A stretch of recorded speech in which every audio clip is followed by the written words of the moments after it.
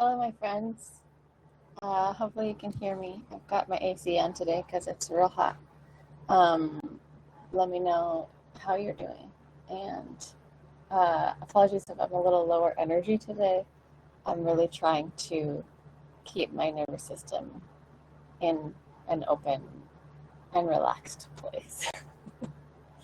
But I still wanted to be here with you, talking about singing, talking about creating and making music. And so, yeah, let me know what you're working on, and what questions you have. And I will be happy to answer them.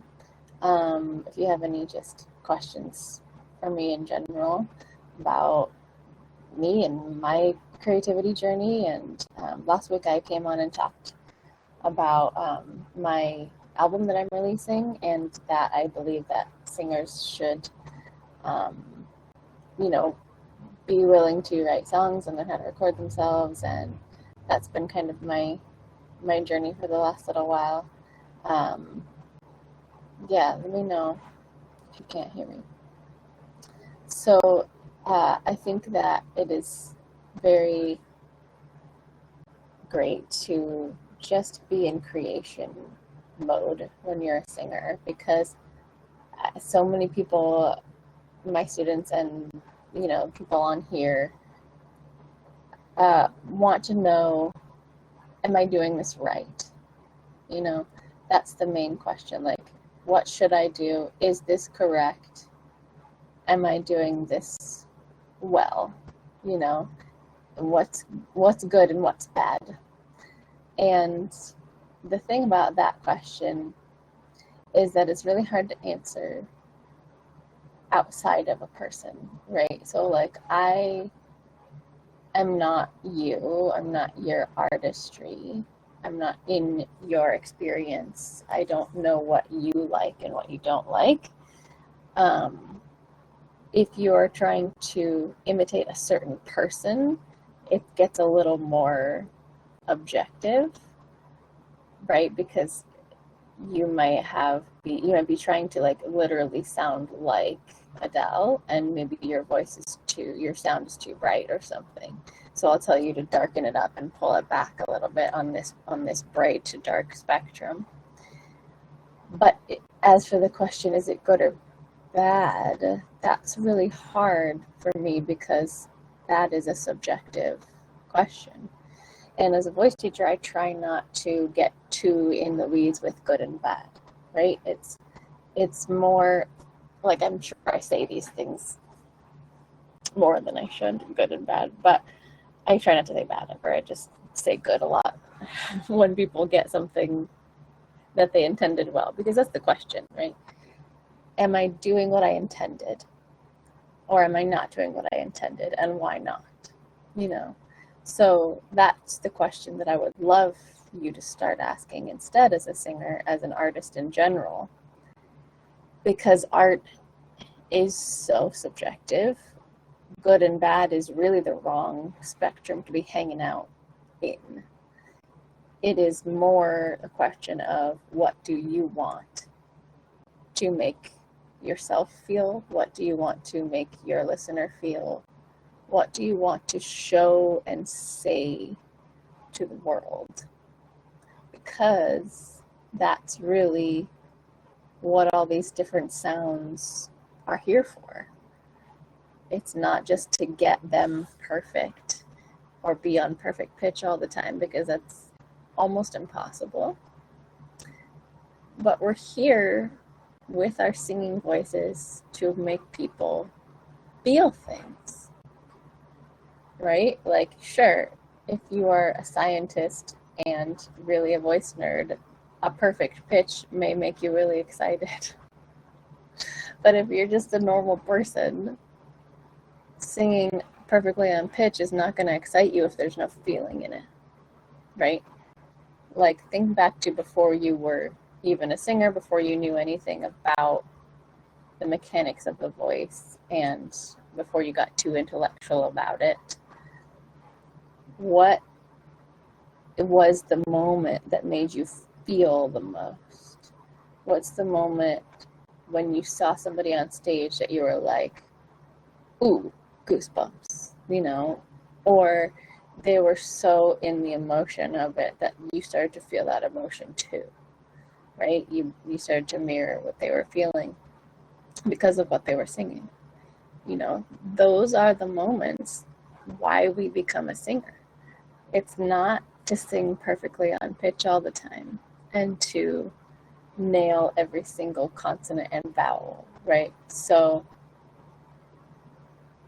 I just want you to remind yourself when you start to get in the weeds about something and you're about to ask somebody, is this good or bad? Whether it's your teacher or me or somebody else. Don't get stuck on that spectrum because it's not a helpful spectrum, right? What we really mean by good is it coming across the way I intended? Is it making this emotion felt? Or does it sound like I meant something else and I executed it this way? I made a mistake and now I'm struggling with myself. Because that is a thing that a lot of us perceive as the bad, right? So most humans hear struggle in other humans' voices a lot easier than they hear pitch, right? Like if you ask somebody how they're doing and they're like, I'm fine. Oh, let me come back on here. They're like, I'm fine, right? You can hear that grabbing in their voice. You can hear the tension and you're like, I'm willing to bet you're not fine. That is what we hear and what we grab onto as humans, as listeners to somebody else's voice. So if I'm singing and I'm struggling, like, happy birthday, right? If that feels grabby in the same way that I'm fine felt, you're not going to be like, ooh, that sounds like they are not intending correctly. You're going to be like, that doesn't sound great, right? That's where we get the bad from. But behind the scenes, what it really is your body and your mind are at odds. They are fighting each other. And you are trying to make something happen, either that is out of your reach, or your priority is in the wrong place. The feeling should be the priority and not the sound, right? Or you're caught up in your gremlin voices and you're like, ooh, this is the struggle note. I haven't been able to hit it, so I'm going to try really hard. And then subconsciously your body goes, all right, bet, let's go. I'm going to try really hard too. And then all the grabbing, all the muscles start firing when you don't need all of those to be firing on all full cylinders, you know? So keep that in mind. That's what's probably happening when you hear a bad note. It's not that it is an actual bad note because that's very subjective. Was it the note you intended? Was it the tone and the flavor and the resonance that you intended? Yes? Great. Then you're good, right? Good. Was it not? Okay. Not necessarily bad, it just wasn't what you intended. So let's figure out on which of those categories was not what you intended. And let's figure out how to open more, how to release more, how to bring a little more emotion into it, how to bring the air more into it if the muscles are over grabbing, how to bring more muscles if the air is overdoing. So a lot of this is, again, all this nervous system terms like, am I fighting this note? Am I running away from this note? What is my gremlin in my ear saying? And how is that making me react as I sing this note and this phrase? And when the gremlin is like, ooh, that was bad, that's your big cue in your head to be like, that's not the right question. What is the question? Not is it good or bad, is it what I intended? It wasn't what I intended, and that's why my gremlin's freaking out. But it doesn't mean it was bad. Doesn't mean I'm a failure. Doesn't mean that I'm the worst singer ever. Because again, all of this stuff is just biology. It's your biological reaction to a perceived threat. Whatever that threat is, a wrong note, etc. A high note, a run. All of this can be perceived threats. So keep in mind, all you have to do is just switch lanes and be like, okay, it wasn't what I intended. How do we adjust that? How do I, instead of shaming myself for singing a bad wrong note, take all of this information and be the scientist and do the science experiment and say, okay, what if I relaxed my jaw a little more? What if I added a little more air from my low abs to make that note a little more solid and stable in its foundation instead of trying to put the power up here in these external vocal muscles? Those are two very, very strong questions anybody can ask at the beginning. Again, not the question, is it good or bad? The question is, what do you want? What's stopping you from getting there? What's the block to the intention? What's keeping you from following through? Is it fear? Is it that gremlin voice telling you you're never going to do it right? Okay, then we start there. We start mental. We separate ourselves from that gremlin and be like, George, you're not helpful. F off, right? So that's what I want you to do. Your hierarchy of questions you should be asking. And all of this is just because I want you to become your own vocal coach in your head, right? So that you don't need me forever. That's the goal. Look, I love being a vocal coach, but I don't want to be your vocal coach for 15 years because nobody needs that, okay? You need to start asking yourself these questions instead of being like, I don't know why I just suck, right? That's giving up. You can ask these questions yourself and say, okay, maybe it feels like everything is too small, right? My sound doesn't have anywhere to go. It's a very small sound. What if I open up? Where else can I open up? Maybe it's not just my front of my mouth. Maybe it's the back of my mouth. Maybe it's in here. Maybe I think about this tube and can continue to open that and see what that feels like and what that does to the sound. And you're just asking questions, right? That's what scientists do. They're like, okay, we changed this variable and it didn't do anything. Okay, let's go to the next variable, right? We're going to change this one variable, keep everything else the same. We're going to change these external vocal muscles and see if I visualize opening up into this tube, if that does anything to the sound. If not, great, we have more information. Cool, it's a different variable. So we switch to the other variable and we're like, okay, maybe my tongue has some tightness. What a question to ask, right? Okay, what if I sing this and I stick my tongue out? Okay, I feel my tongue wanting to pull back. So that tells me maybe my tongue is the variable that's getting in the way of my intention of this note or this run or whatever it is. So yeah, those are the questions to be asking. Are you good or bad is not the question. Not helpful. It's just judgmental, right? And your gremlin does a good enough job of that as it is. So we don't need to be adding more fuel to the judgmental fire. So give yourself a break. And when you start to feel that, like, ew, bad feelings start to come in and be like, no, switching gears. Good and bad is irrelevant. I am a scientist. I'm going to say, that note felt tiny. How do I make it bigger? Or that note felt flat. How do I release it into the fullness of the pitch? Or that note felt very breathy and I want it to be stronger in tone. Okay, how do I bring it more forward so that I'm giving my body the right environment and the right directions to start to have this fuller, cleaner sound instead of that very breathy tone, right? So the first instinct that we have is to go, ew, gross. And again, as I often say, we can't control our first instinct. We can control our second instinct, our second reaction, right? So the first instinct might be, ew, gross. That was a bad note. I hated it. What's wrong with you, Sarah? And then your job is to then come online and be like, okay, yes, I understand that that was the nervous system's first reaction. That's not me. That's the gremlin talking. That's the gremlin just trying to keep me safe, right? Now, I control my second reaction. And my second reaction is, let's leave the good and bad aside and let's discover what the issue actually is. What is blocking me from singing the note that I want as I intended, not good or bad or better or worse, right? This is a very important thing to keep in mind as you're coaching yourself through whatever you're working on, whether it's a big belty note or a run that feels like every time you do it faster, it starts to get mushy again.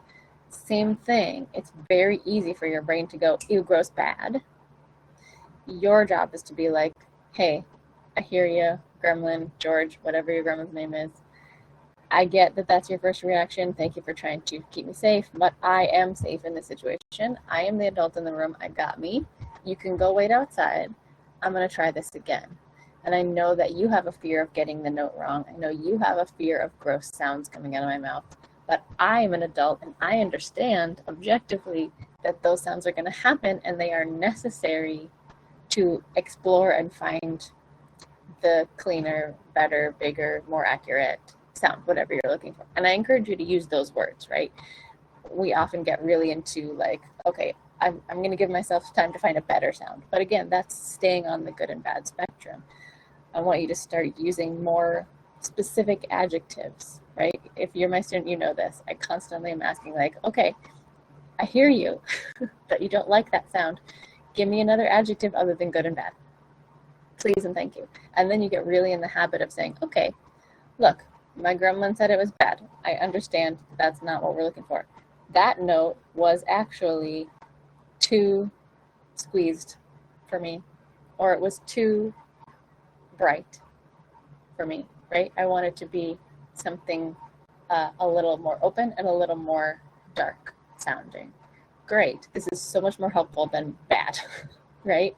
This gives you the ability to then try a couple different options other than just, if your brain says it was bad, your only option is to try harder, right? And then the problem with that is you're trying harder is the gateway into this vicious cycle of pushing more, when most of our problem is that we're already pushing and grabbing too much in these muscles, in your tongue, in your jaw, in your shoulders, in everything.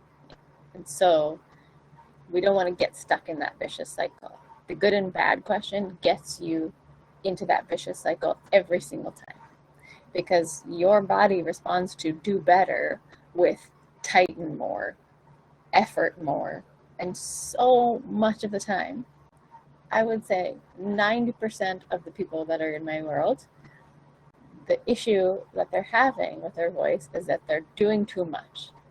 It's not that they're not doing enough and the solution is to do more, like effort more, squeeze more. It's 90% of the time not that. They actually need to squeeze less, right? Or squeeze from the right place, right? So often they're just taking it all from this part of the body, and we need to redirect that feeling of pushing down to the bottom half of the body. Everything underneath your bottom rib is your gas pedal. And if you're trying to gas pedal from up here, you're going to feel those pitch issues. You're going to feel the lack of agility because there's too much happening in here. And so what we need to do is redirect so that the abs, the low abs in particular, will be your gas pedal. And that's where the pushing feeling needs to get redirected to in your body, so that this half of the body gets to open and do its thing that it knows how to do so well already. Hopefully all this is making sense. Raise your hand if this is making sense. Ask me any questions. You're welcome to in the comments later on. But for now, if there's anything you take away from this, I want it to be stop with the good and bad. Don't say those words in relation to your singing. Stop asking yourself that question. Was it good? Stop asking other people that question. Was it good? That's not the question. That's the question that's going to get you into overworking yourself forever and ever. Okay? Start asking, okay, what adjective was that? What adjective do I want more of in that sound, right? Or if you're trying to imitate somebody, listen to them, and instead of just thinking, oh my God, they're so good, write down some adjectives. Like, okay, that sound is clear, it is projected, it is bright, It is, you know, shimmery, different adjectives than you're ever used to using. So then you get more ability in your vocabulary to go off of the good and bad spectrum. And now we're going into bright and dark spectrum, breathy to pressy spectrum, all these other spectrums that we have in our voice. And we have a much better handle on how to make that sound like you want it to sound instead of just, oh, it's not good enough, right? Can you see how, oh, it's not good enough just leads you to like fighting more? And then we fight it, and then that fighting leads to the sound that you're not wanting. So it's just over and over again, putting you on the same terrible Ferris wheel. Okay, I'm gonna go. Thank you for listening. I appreciate you so much. As always, if you want to work with me, let me know. The Vocal Magic program is here for you. Yep. Any questions about that? Just message me. And if you're too scared to message me, then have somebody else message me for you. Just kidding. Don't do that. Just say hey. You know, that's all you need to do. Really? Hey, I liked your live. I'll be like, oh my gosh, thank you so much. Are you a singer? And I'll start the conversation. Okay. All right. I love you. Have a lovely day, and I'll see you soon.